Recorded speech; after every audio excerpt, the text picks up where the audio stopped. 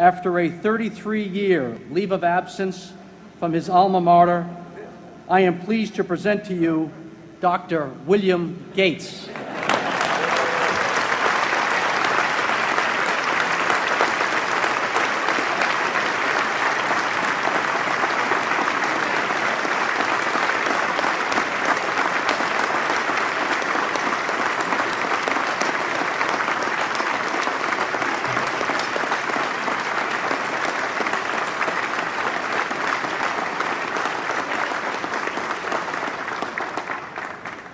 Thank you.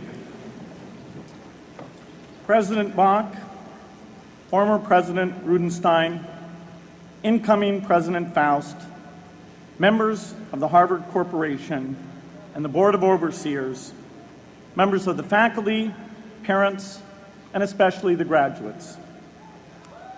I've been waiting more than 30 years to say this.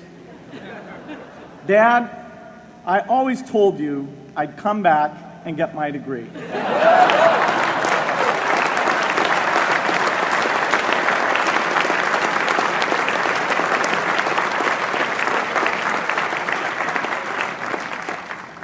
I want to thank Harvard for this honor.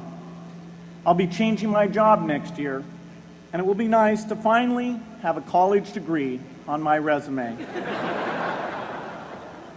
I applaud the graduates for taking a much more direct route to your degrees. For my part, I'm just happy that the Crimson called me Harvard's most successful dropout. I guess that makes me valedictorian of my own special class. I did the best of everyone who failed. But I also want to be recognized as the guy who got Steve Ballmer to drop out of business school.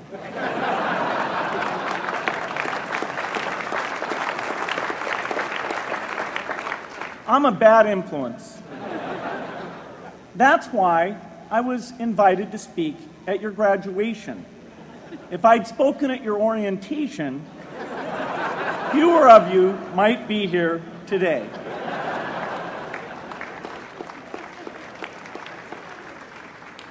Harvard was a phenomenal experience for me. Academic life was fascinating. I used to sit in on lots of classes that I hadn't even signed up for. And dorm life was terrific. I lived up at Radcliffe in Currier House. There were always a lot of people in my dorm room late at night discussing things because everyone knew that I didn't worry about getting up in the morning. That's how I came to be the leader of the antisocial group. We clung to each other as a way of validating our rejection of all those social people. Radcliffe was a great place to live. There were more women up there, and most of the guys were math science types. The combination offered me the best odds, if you know what I mean. That's where I learned the sad lesson that improving your odds doesn't guarantee success.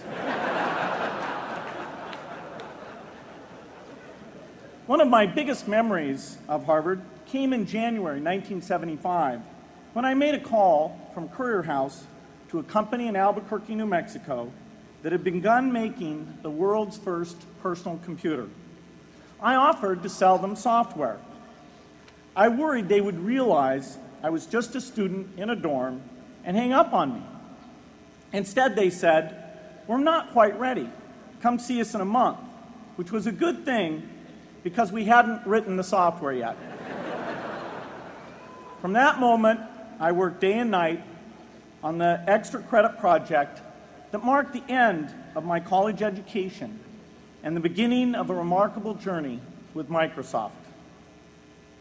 What I remember above all about Harvard was being in the midst of so much energy and intelligence. It could be exhilarating, intimidating, sometimes even discouraging, but always challenging.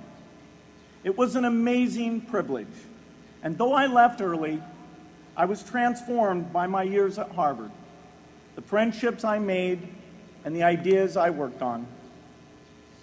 But taking a serious look back, I do have one big regret.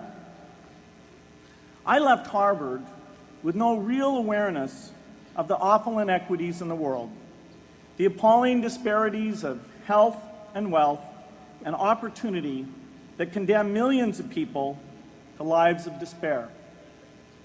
I learned a lot here at Harvard about new ideas in economics and politics.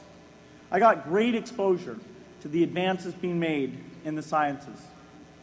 But humanity's greatest advances are not in its discoveries, but in how those discoveries are applied to reduce inequity.